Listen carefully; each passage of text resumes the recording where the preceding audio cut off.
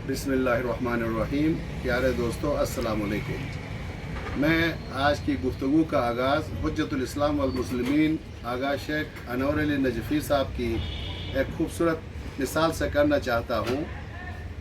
आप फरमाते थे कि साइकिल चलाने में कोई लायक या नालायक नहीं होता है। बदकिस्मती से हम जो मुरब्बी होते हैं, तरबियत देने वाले होते हैं, बच्चे को साइकिल देने से पहले उसके दिल व दिमाग में ये बात बिठा देते हैं कि साइकिल चलाना कोई आसान काम नहीं है, साइकिल चलाना बड़ा मुश्किल काम है। बच्चे साइकिल चलाना कोशिश करोगे तो गिर जाओगे, कपड़े फट जाएंगे। तो जब उसके दिल व दिमाग में खौफ डालेंगे तो वो सीखने की कोशिश ही नहीं करेगा। तो आप मज़ीद फरमाते थे कि तालीम जो है वो मोहब्बत और प्यार से आगे बढ़ती है। हम सख्ती और डंडे के ज़रिए से बच्चे को कुछ मालूमात तो रटवाते हैं, लेकिन उसके अंदर तालीम हासिल करने का शौक़ मार देते हैं। तो मेरे प्यारे दोस्तों, कहना ये चाह रहा हूँ कि सीखने सिखाने का अमल का ताल्लुक़ प्यार मोहब्बत से है, हौसला बढ़ाने से है, कॉन्फिडेंस बढ़ाने से है। डराने धमकाने के बाद आप बच्चे को आगे बढ़ने की तरफ माइल नहीं कर सकते हो। ख़ास तौर पर इस वक्त इंग्लिश सीखना लोगों के लिए एक मुअम्मा बन गया है। मैंने एक अंग्रेज़ खातून से पूछा, मैं इंग्लिश सीखना चाहता हूँ, इंग्लिश बोलना चाहता हूँ, कौन सी किताबें पढूं? तो उसने मुझसे पूछा, अगर आप तैरना चाहते हो, अगर आप स्विमिंग करना चाहते हो, तो क्या किताबें पढ़ कर स्विमिंग कर सकोगे? मैंने कहा नहीं। फिर क्या करना होगा?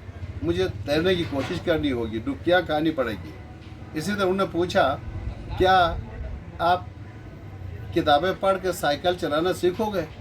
मैंने कहा नहीं। तो फिर क्या करना होगा? साइकिल चलाना होगा, गिरना होगा, उठना होगा। इसी तरह से इंग्लिश लैंग्वेज के लिए कोई 26 वर्ड काफ़ी हैं। असल में हमें बोलने की प्रैक्टिस करनी चाहिए, गलतियों से नहीं घबराना चाहिए।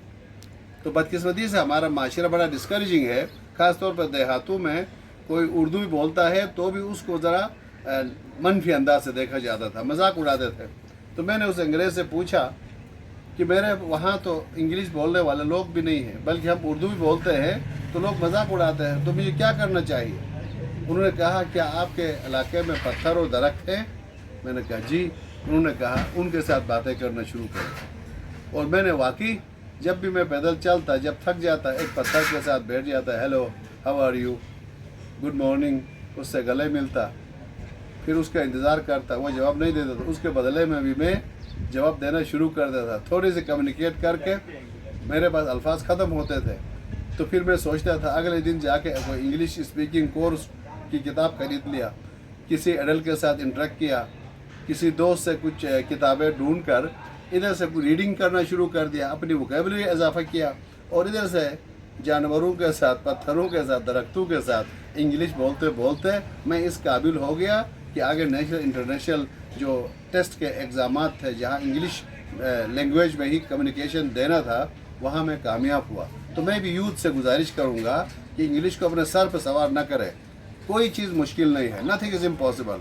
आज का बच्चा हर काम कर सकता है, हर बच्चा काबिल है। Every person, every child is intelligent but differently.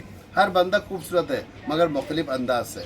आप लोगों की बातों को अहमियत न दें, आप अपने आप पे गौर करें, अपनी खूबसूरतियों को देखें, अपनी स्ट्रेंथ को देखें। Nothing is impossible, you can do it, just you need to have a right attitude, positive thinking about your personality. तो सेल्फ इमेज के साथ, कॉन्फिडेंस के साथ आगे बढ़े, हिम्मत बर्दा, मदद खुदा। तो मैं उम्मीद रखता हूँ कि मेरी ये छोटी सी वीडियो आपके हौसले को बढ़ाने में हेल्प करेगी। अगर ये वीडियो पसंद आ गई, इसको सब्सक्राइब करें और दोस्तों में शेयर करें। वस्सलामु अलैकुम वरहमतुल्लाहि वबरकातुहू।